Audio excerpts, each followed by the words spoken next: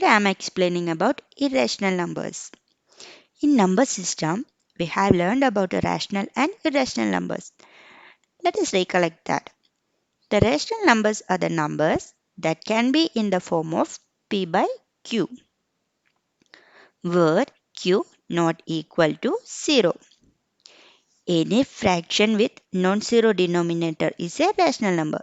See here we can say that the rational numbers 1 by 2, 3 by 4, 5 by 7, 8 by 9, etc.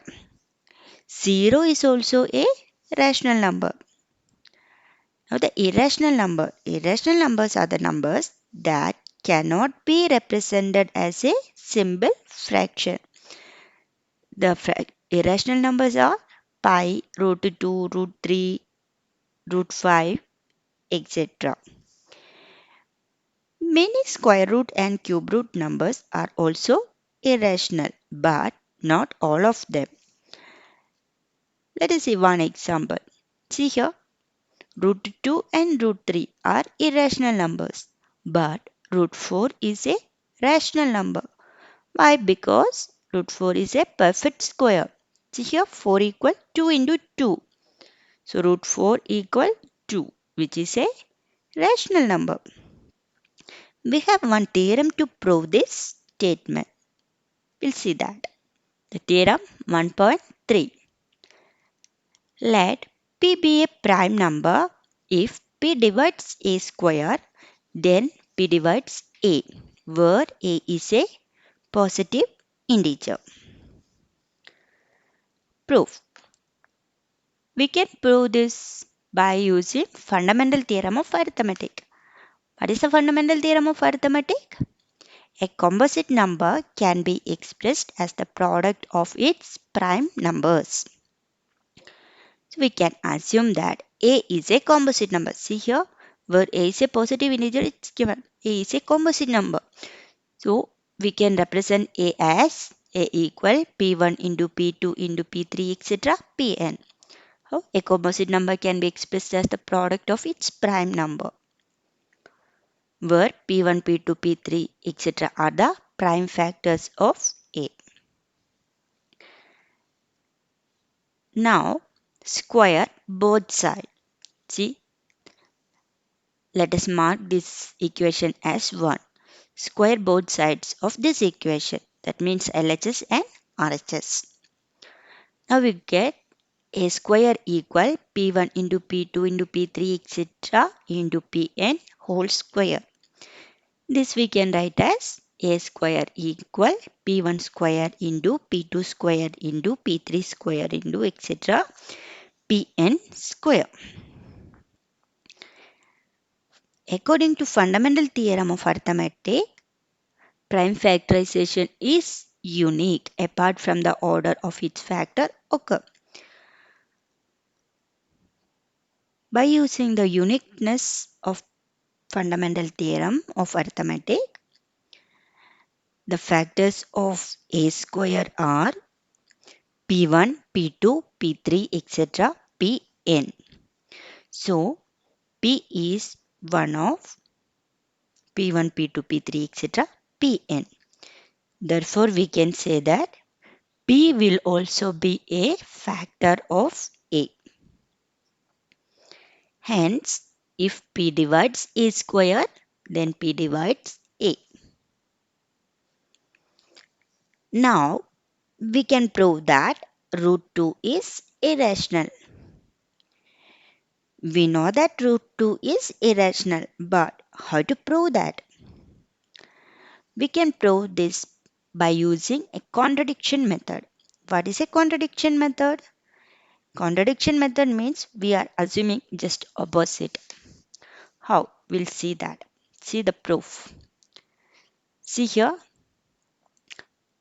we have to prove that root 2 is irrational. Here I am assuming root 2 is irrational. That is the contradiction. Let us assume the contradiction that root 2 is rational. If a number is rational, how we can write? We can write in the form of p by q. See here, by the definition of rational number, it can be written as the form of P by Q. So root 2 equal P by Q, where P and Q are co-prime and Q not equal 0.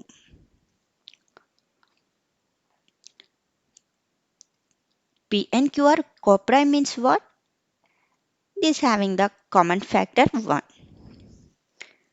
This is our assumption.